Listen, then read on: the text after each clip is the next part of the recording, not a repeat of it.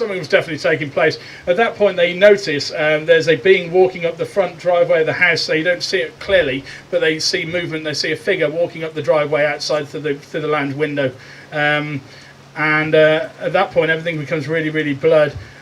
Some time passes, a number of minutes, and then I think Elise said something about being frightened, and it seems to trip reality, and everything kind of comes back up, and everybody sort of, well, you know, what took place there.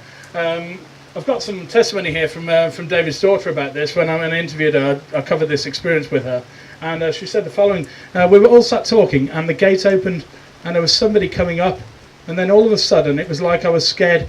I remember being sat down. I think Mum had gone out. Everyone was going, there's nothing to be afraid of, it's just the wind. And I was really scared, so Adam went over to the door, and it was open. So they basically got up and found the front door was ajar. Really bizarre experience. Occurred days within these other things going on. It was kind of all in this period of a week. Very, very interesting. Nobody really knows any more to it than that, but it's something that happened around that time. So since then, the band have basically just gone from strength to strength. So they've been playing a lot of gigs down the Oxford area at different sort of folk festivals and this sort of thing. And their lyrics are quite deep. A lot of their songs have kind of quite deep lyrics. They're not all about contacts and that, but some of the songs do reference these beings and everything. But they're generally kind of quite positive and sort of consciously aware. So yeah, definitely worth a listen. So now we move on to April 2014. Almost up to date. Flying triangle sighting. Many of you know what a flying triangle is. For anybody who doesn't, one of the more commonly observed and reported craft types are these kind of large black triangles, almost like a stealth bomber, but you know, sort of no wings or anything, just usually equilateral triangles. They've sometimes got lights on the base, a white light at each corner, usually a kind of reddish or amber light in the middle. Other lighting configurations I've seen, it was, sometimes they've got like little lights right the way along all three edges. Some of these craft can be extremely large in size, like we're talking like bigger than a football pitch, and they hover completely motionless for a period of time before suddenly just out of there in seconds. So they express the same kind of flight capabilities that other types of craft, like flying saucers and discs and that report. Some people believe that they are some sort of military project going on, that this is some sort of secret black project by the military. I would argue against that because I've dealt with contact cases that have involved these craft types where greys have been seen aboard them, and there's also other cases on record where they've landed. I mentioned one earlier on, landed in the middle of Birmingham. If it's military, they'd have absolutely no reason to do that, land a secret craft in the middle of Birmingham's town centre. It makes no logical sense. So yeah, let's carry on with this sighting, April 2014. The sighting location is here. This is Bullingdon Prison on the outskirts of Bicester, and it's actually on the way to on the B4011, the same road that the abduction happened on. Different location along it, quite a long road, but it's on the way to Brill Hill. And this is another witness who's involved with this one, a lady named Emma, who's had a few experiences of her own while being around David. But this one was pretty dramatic. Basically, they're driving there early evening, and all of a sudden, this massive craft basically just comes in and just flies right over their car. The location is interesting because it was right next to the prison. It makes you wonder whether that was linked or was it just random that they happened to be driving past the prison at that moment. But essentially it was a completely black triangle with lights at each corner and one in the centre there. All the lights were white in this case, and it glided slowly across the road completely silently. They almost stopped the car. They didn't bring it to a halt because Emma was she was driving at the time. She was extremely spooked out by this as most of us would be. And it passed over the car and just headed off on a straight course. So again, another close encounter there where there's another witness involved. Since that experience, Emma's had some other. She was planning to write a book on David's experiences.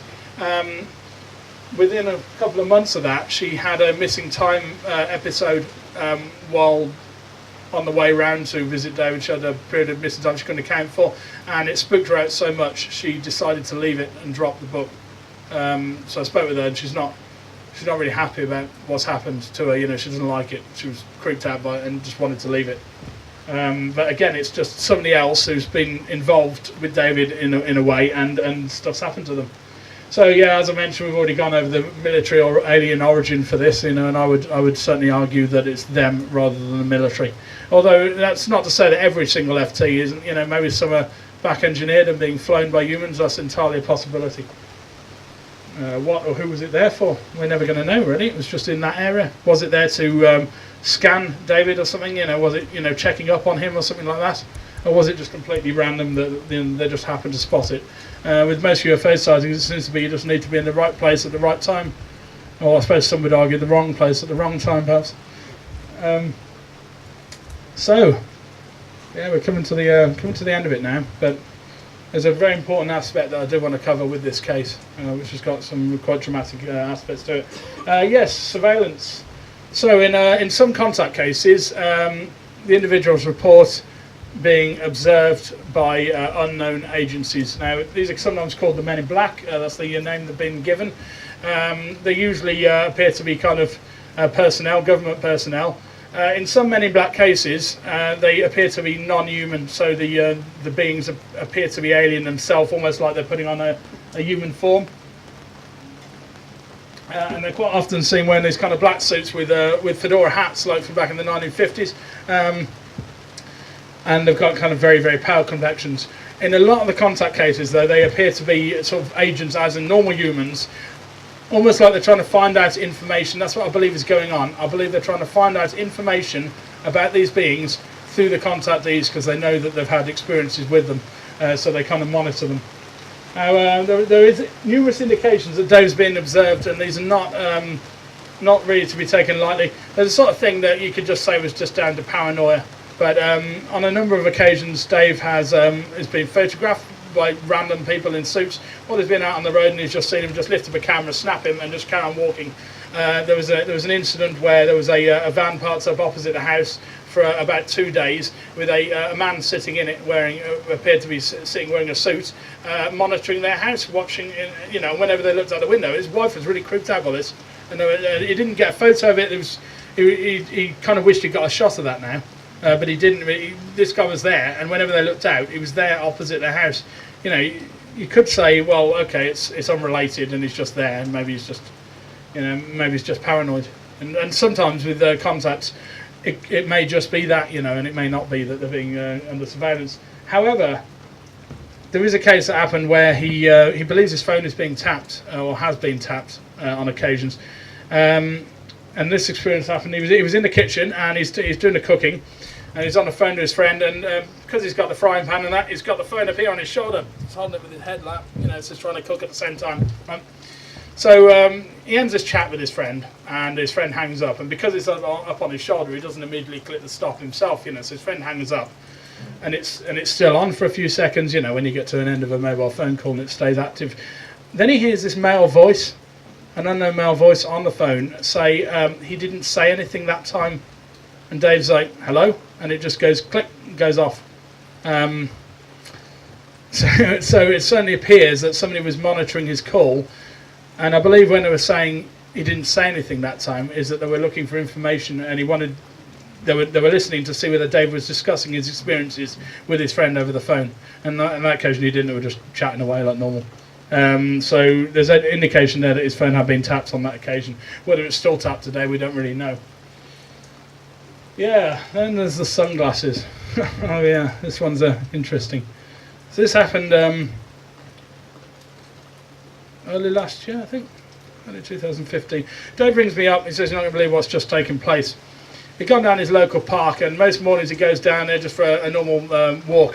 While he was down the park, there's a big open grassy area. Incidentally, I've had UFO sightings down there, which I don't have time to cover, but he spots this woman. It's a shortish looking lady wearing a kind of sort of suit, black suit, and she's standing facing the fence. She's like facing away from him, just standing there staring at the fence. So okay. So he carries on walking, and he's taking a look at her and everything, and he starts to get a bit paranoid. Dave's quite a ballsy guy, yeah. He won't, but he doesn't take no nonsense. And he thought, this woman's up to something, I don't like this. So he decides he's going to go and confront her, doesn't he? So he starts walking across the park towards this lady, yeah. Gets to about 10 metres away from her, and all of a sudden she just turns, She takes off the glasses and puts them in her pocket, turns and starts walking fast out of the park. Yeah. And at this point, up until that point, she was still away from him. Yeah. As she goes, she drops the glasses, fall out of her pocket, and she doesn't realise, and they land on the ground. Yeah. The woman's gone. He doesn't chase after her up the road or anything. She's just out of the park, away. He goes over and picks the glasses up. Yeah. That is low, flat, black sunglasses, sort of quite wide. And on the inside of the lenses is mirrors on the outside edges. And when you put them on, you can see over your shoulders and see exactly what's behind you. There they are. That's the actual glasses. So you see the lenses here. These bits on the inside. When you wear them, you can see over your shoulders. So basically, by facing away from him, she'd been observing him. Now, why she was doing that, who knows? Maybe she had peace in her ear and she could listen into his calls. We don't know this. All we know is that this is real. These are solid things that he got, and he brought them back to his house, and we took some photographs of them. The first thing he did, he rang me up. He said, "I got these glasses this woman dropped in the park." I was like, "Mate, just photograph them now for me. Get some photos, send them through." Within a minute, he sent them on the mobile phone. That's what you're looking at here. It's a good thing he took those photographs, because within 3 days they'd vanished from his house mysteriously. He left them on the mantelpiece, and 3 days later they weren't there. And when I asked his wife, when I asked his kids, "Did you move those glasses I had?" and never to be seen again. It's Dave's belief that they came back in and took them back. That's pretty wild stuff, really. It's very rare that you kind of get a kind of artifact from these people doing the observing, but I'd certainly believe that that's what this is. Now, the story doesn't end there. Could have ended there, but it didn't. Last weekend, I gave a talk at the Multidimensional Show in Birmingham. It was a day-long conference on various subjects, and I was invited to talk. And Dave was there with Cosmosis, and we did a kind of group talk. Now, after the day had ended, we're kind of sitting outside after our talk. I was chatting with somebody, and Dave was around sitting on the picnic table, and a lady approaches him, a blonde lady approaches him, and says to him, she just leans into him and she says, "You're not going to get away with continuing to show those photographs in your talk, because that's what we wear." That's what she says to him, and she turns around and she walks off. And Dave called me straight over, and I saw the woman at a distance wandering off and everything. He told me what just been said, which Adam had heard as well. And yeah, and he said the way that she said it didn't come across as kind of like a friendly warning. It came across as a sort of like, "You're not to show those photos." But, interesting, yeah, kind of creepy, but I'll show them here today. I don't care. I'll say, bring it on. Yeah, bring it on. Well, there have been occasions where I believe that our group has been monitored, which I'm not going to go into now. But if you ask me about it, I'll tell you. Anyway. Yeah, so the possible reasons for surveillance, we've kind of already covered this, really. I think the main reason is probably to find out more information about what's happening with these experiences. By talking to the contactees, they very rarely kind of say to them, "Oh, you're not allowed to talk about this stuff. Don't you tell anybody." It's usually more like them trying to gain information, and sometimes they'll pretend they're a door-to-door salesman, and they'll come on up and they'll start asking normal questions, and then all of a sudden the subject will change onto UFOs, and they'll start quizzing them about anything strange that's happened in their life and this sort of thing. It's fascinating, and certainly a real aspect of the subject that's going on here. Right, so yeah, I don't have Dave Hunt with me here today, but I do have him on video, and I've got a video to show now to kind of wrap things up. It's about 8 minutes long. Now, Dave recorded this video for a UFO Truth Conference, and he was set to talk alongside me, and he couldn't make it, unfortunately, due to I think it was lack of money or whatever. But essentially, couldn't make it on the day. So I just got him to do this recording to show at the end. So if he mentions Gary Heseltine or UFO Truth magazine in his video, you'll know why. Okay, but it's a very fascinating insight, so I hope you enjoy.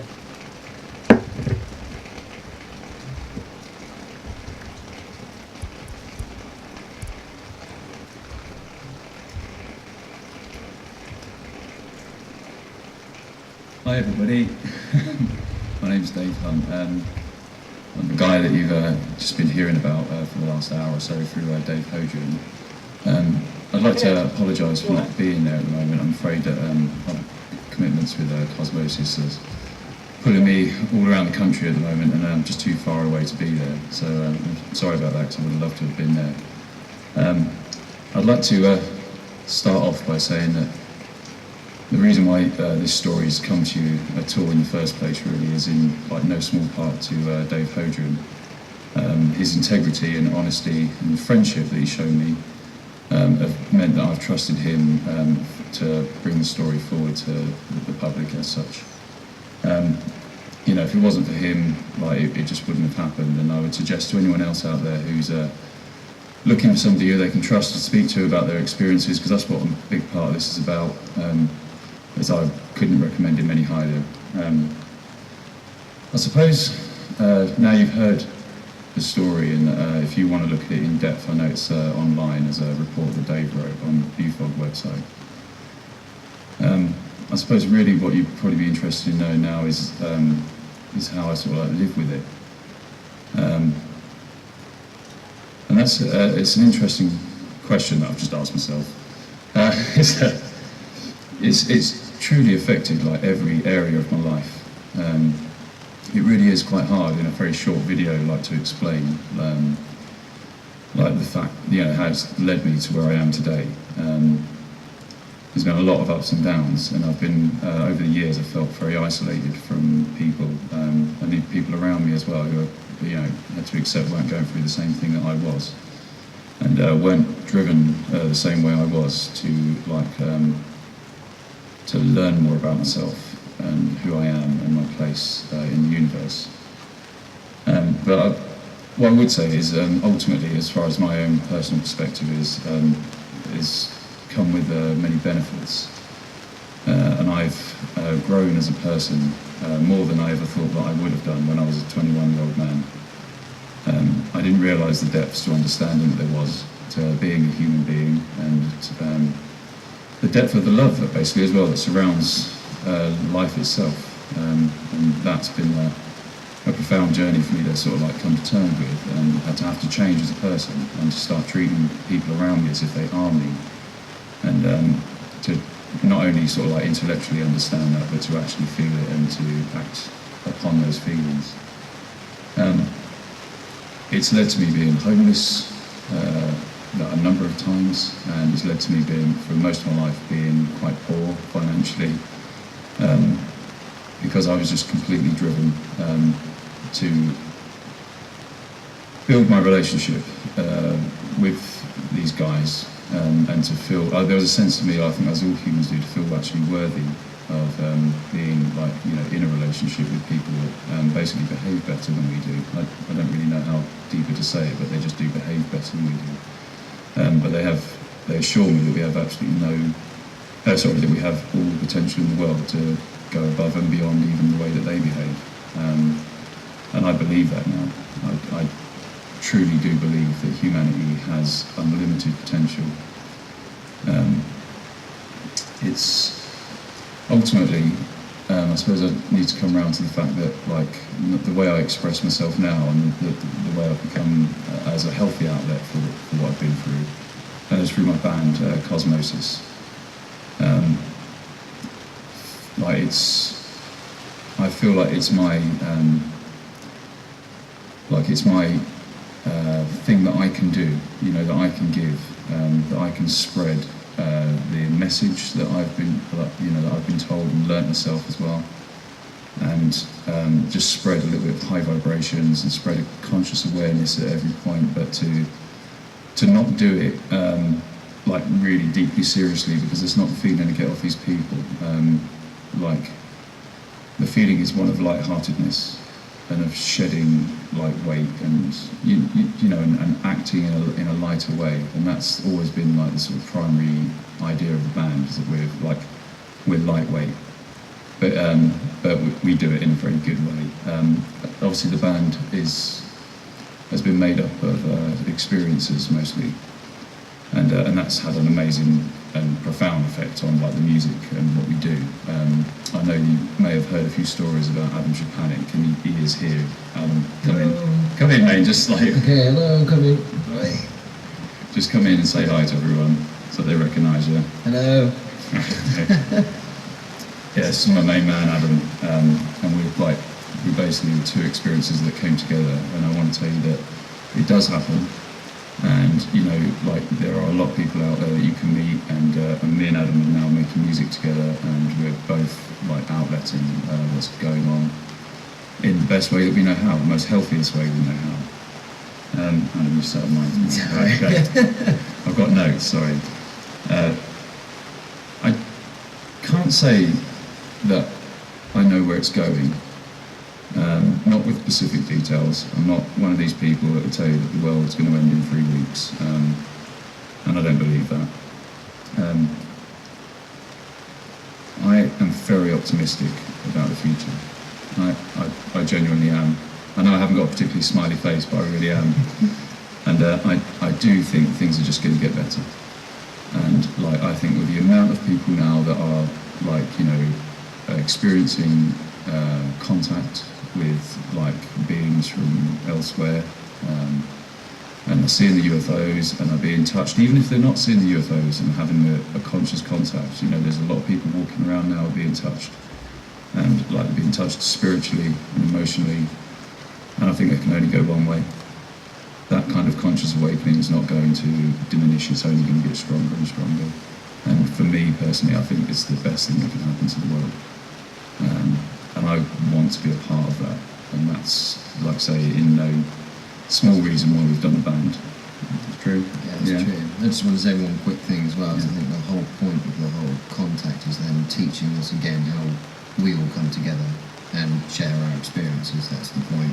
If we have to bridge reality with outside, we have to first bridge it with ourselves and know that we're all comfortable to express this one another. And it's great that Dave and everyone is doing this community, because that's what it is. We need to build a community again. No, contact. It's true, it's true. People need to come together. In fact, we found out after we named the band that cosmosis means to experience a sense of oneness with the universe. Simply by being you. Yeah, that's it. So I'd like to just end really on thanking Dave for being such a great guy and helping us get the story out there to people in a way that we felt secure and trusted. I'd like to thank Gary for putting on the day as well. I'm really sorry I can't be there, and I hope that next year when we do the talk in Birmingham that we get to meet you. The very last thing I'd like to say really is that if you wanted to contact us, we're on Facebook. It's Cosmosis Band UK. That's the address next to the Facebook page. You can see where we're playing live, and please, if you want to come down and see us, you know, feel free to come up to me and talk to me after shows and stuff. I'm more than willing to talk to anybody out there. So big love, everybody. Okay, and I hope you enjoy the rest of the day. Thanks a lot. Take care, much love. Bye.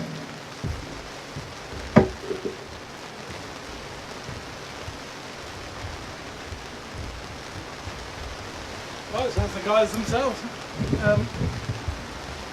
Let's wrap up with a few conclusions on where this case has come through this time. So yeah, as I've said, it's one of the most impressive cases I've yet investigated, and I've looked into a lot, but they're not often this far-reaching with this many different types of experiences.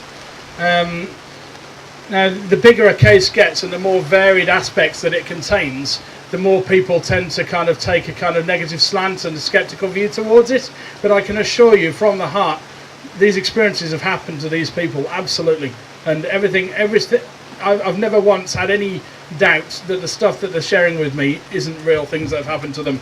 I wasn't there, but, you know. Dave says if I keep sort of meeting the band and everything and going down and sort of seeing him in Oxfordshire, he thinks that at some point I'll probably have an experience, you know, because from what he's seen is that lots of people around him have had stuff happen to them, you know.